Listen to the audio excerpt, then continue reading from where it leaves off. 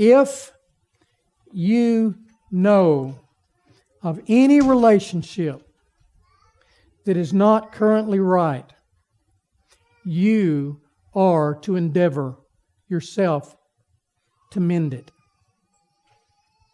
You are. You're the one that's supposed to fix it. If I know that something's wrong in a relationship, and I'm like a horse or a mule that Psalm 32 says, don't be that way.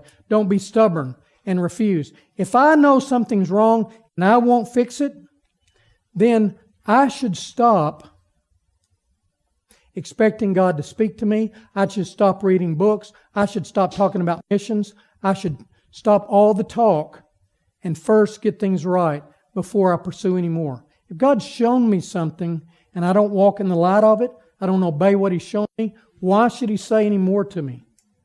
Why, if He puts a finger on me about a relationship, and I know it's got to be right, I know for sure, if John Dees and I, which we've never had any of this, but if we had a dilemma in our relationship, and we both knew something wasn't right between us, I had hurt him, I had sinned against him, or the other way around, and we both knew we were going to see each other today for the first time, I promise you, he would be coming to me, I'd be coming to him, and we would get it right before we started singing, wouldn't we?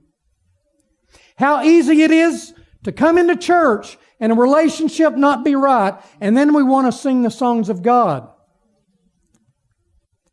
If you come to worship and you come to bring your gift to the altar and there remember that your brother has aught against you, stop your singing, stop your worship, go get it right, and then come and offer your gift.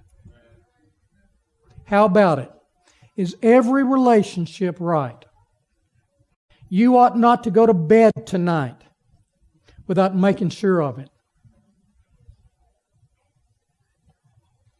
Because your bones might start rotting and your strength might start drying up like the heat of the summer.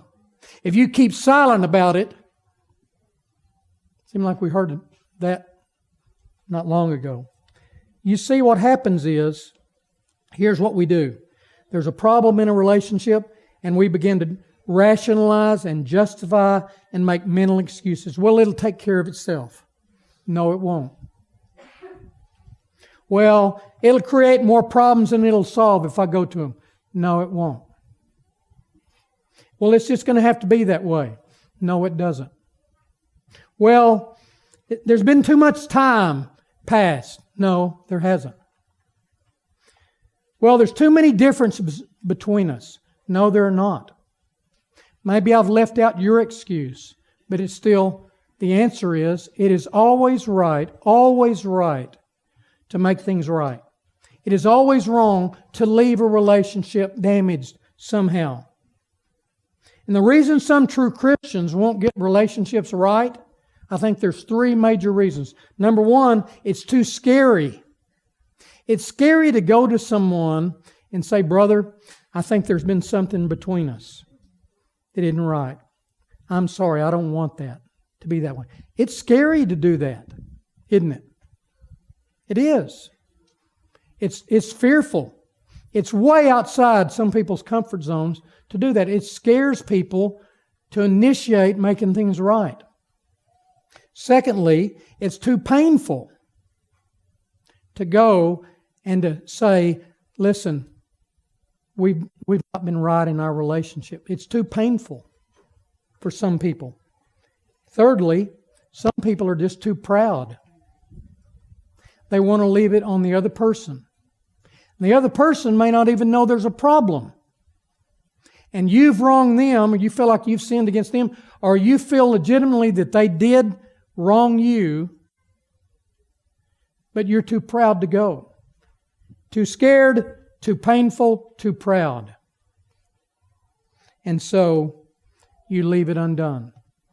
Listen, things undealt with will only do damage down the road. To hear the remainder of the sermon, search for Every Relationship Right.